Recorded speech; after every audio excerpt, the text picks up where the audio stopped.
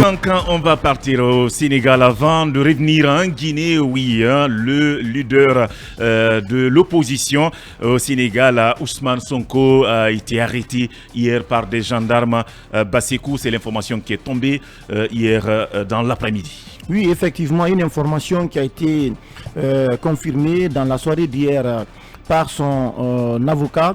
Alors, il y a deux versions qui circulent.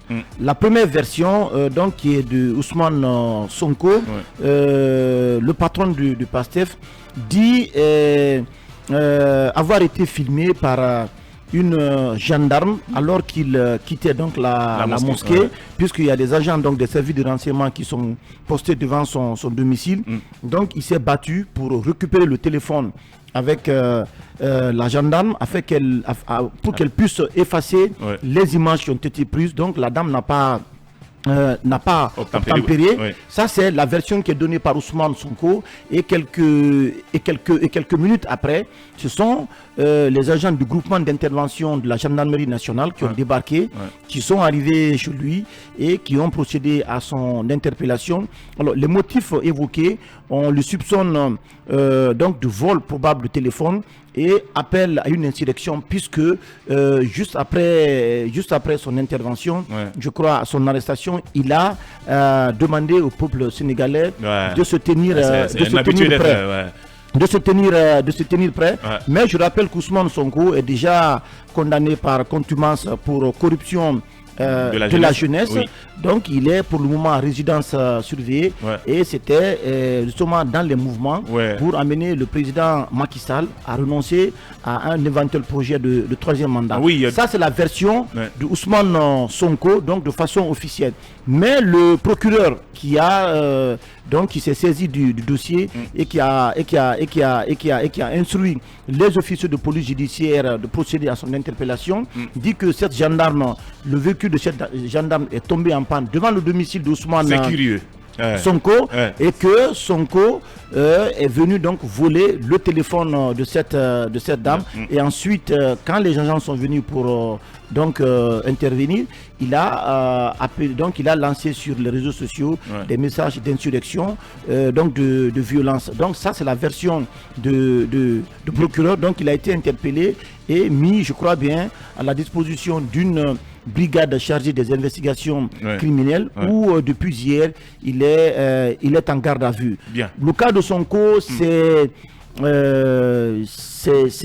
un cas difficile à gérer. Vous le savez très bien comment tout cela s'est passé. Oui, sans vous interrompre, avant sujet, bien curieusement, un véhicule qui tombe en panne devant le domicile du leader et puis n'est pas tombé nulle part si c'est pas le devant le bébé. Je crois que c'est ridicule ce qui s'est passé. C'est drôle. C'est ridicule, mais c'est bas comme coup, c'est irréfléchi, c'est incroyable. Dakar est grand, le Sénégal est très grand. Ce véhicule de l'agent n'est pas tombé en panne ailleurs, sauf devant le domicile de Sonko. Je ne suis pas en train de juger. Deuxièmement, Sonko volait un téléphone. Mais pour un enfant de 2 mois, ne peut pas fabriquer quand même une telle charge. Je n'étais pas là-bas. Mais si, même vous, ça arrive ici, si quelqu'un vous filme, je n'ai pas dit qu'il a filmé, mais si quelqu'un vous filme, ça va vous amener à réagir. Ça vous irrite, vous allez vers la personne. Mais moi, j'aurais voulu que les choses se passent autrement. Mais pourquoi Sonko peut, en tout cas, être traité de la sorte pendant que c'est un Sénégalais? Mais ça devient de trop. Mais c'est une masseuse qui l'accuse de viol. Le viol n'est pas retenu. Et cette fois-ci, c'est un agent qui l'accuse de vol de téléphone, dont la voiture tombe en panne. Donc le Sénégal... Les ennuis ne sont pas prêts à finir. Rapidement. Je me pose la question. Qu'est-ce qui représente mais j'ai peur pour le Sénégal. C'est une inquiétude. J'étais à Dakar il y a 2 semaines. Je vais te dire qu'actuellement, dans tous les grands carrefours de Dakar, il y a les forces des militaires. Dans tous les grands carrefours. J'ai fait le tour de Dakar. C'est autre chose. Et vous savez, Macky Sall est en train de mal comprendre la politique. Moi, je pense. Vous savez, alors qu'il a fait 2 mandats jusqu'à présent. Vous savez, il comprend très mal la politique. Pratiquement, ils ne sont pas politiques. Parce qu'ils sont en train le plus souvent de fabriquer leurs successeurs sans se rendre compte. Eux-mêmes, ils disent, appelez-moi, c'est toi qui viens. Vous savez, il faut savoir faire les choses. Imaginez, voler un téléphone. Mais je pense que, en plus d'être ridicule, c'est inimaginable au fait. Et pour un procureur de la République, au fait, je suis en train de voir la justice africaine en train de tourner autrement. Comment un procureur, c'est des cousines, un procureur, un procureur qui ose dire devant le peuple africain, ce n'est même pas moi, je ne parle pas du Sénégal, qu'un leader comme Sonko peut voler un téléphone et qu'une voiture tombe en panne devant. Non, mais, on pouvait peut-être nous parler d'un acharnement ou d'une agression. Oui, mais il faut dire pour le soulèvement. On va comprendre. On prend ça. Alors. Mais il faut savoir faire pour ne pas vraiment humilier la justice africaine dans sa généralité. Bien, doyen, oui. Aujourd'hui, je le disais tantôt, Macky Sall ne sera plus candidat. Mais pourquoi ces ennuis toujours? Qu'est-ce que Sonko peut représenter comme obstacle pour Macky alors qu'il n'est pas candidat? Bon, moi je voudrais franchement dire que c'est une situation ubiesque, mais il faut relever ceci. Je pense que quand vous prétendez diriger un pays demain, il faut éviter d'affaiblir les institutions de ce pays. Je pense que les données à caractère personnel sont protégées par la loi. C'est des secrets protégés par la loi. Alors, si vous êtes victime d'une telle situation, je crois qu'il est de votre devoir de porter plainte devant qui de droit pour poursuivre la personne qui s'est rendue coupable de cette infraction. Mais il ne vous appartient pas de vous rendre justice. Et deuxièmement, je crois qu'on doit faire beaucoup attention. Que chacun reste dans son périmètre et qu'on n'empiète pas sur le domaine de compétence des autres. Il est loisible au procureur de qualifier les faits. Nous autres, on peut relativiser les faits, mais il ne peut pas remettre en cause les faits que le procureur a articulé contre un individu, quel que soit son rang. Il parle de vol de téléphone, il parle d'appel à l'insurrection. Mais je pense qu'il est de son devoir de qualifier les faits. Il peut les requalifier lors des débats à l'audience. Mais il ne nous appartient pas de remettre en cause la compétence du procureur. Il est dans son rôle. Moi, ce que je voudrais regretter, il faudrait que ce jeune est promis à un bel avenir. Je crois qu'il doit rester dans le sillage de ses aînés, tels que Idrissa Seck aujourd'hui, qui est chef de file de l'opposition, qui est en train de se construire, qui est en train de faire de la mobilisation. Il faut éviter.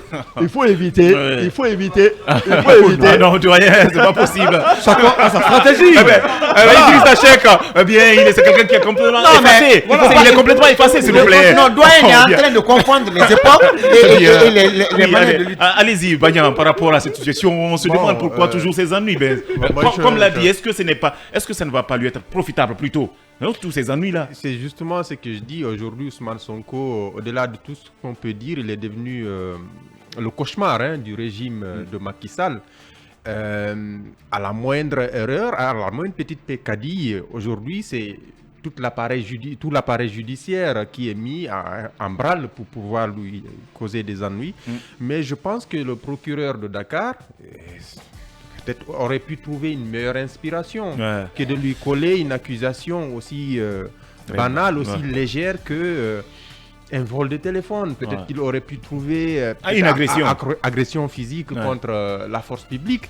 Ça, on aurait pu le comprendre. Mais aujourd'hui, lui coller une telle accusation, ça remet en cause vraiment, je dirais pas tout l'appareil judiciaire, mais aujourd'hui, les motifs de son interpellation. Est-ce qu'on n'était pas en train de lui, comme on le dit, de trouver des pousses rasées?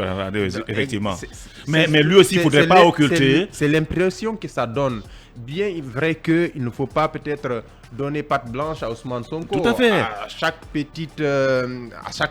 incident, il faut appeler les gens à sortir, à barricader. Alors qu'on a encore en mémoire ce qui s'est passé il y a encore moins de 2 mois. Je pense que toutes les parties doivent savoir raison garder pour éviter, encore une fois, que le Sénégal le bascule. Mais encore une fois,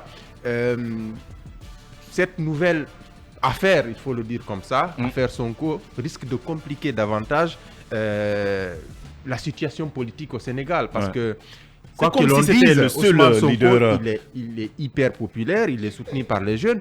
Et c'est difficile d'imaginer vraiment l'organisation d'une élection de façon sereine dans de telles conditions. Ouais, dans de telles conditions, voilà. Alors, on va à présent revenir ici en Guinée. C'est juste après Tigana.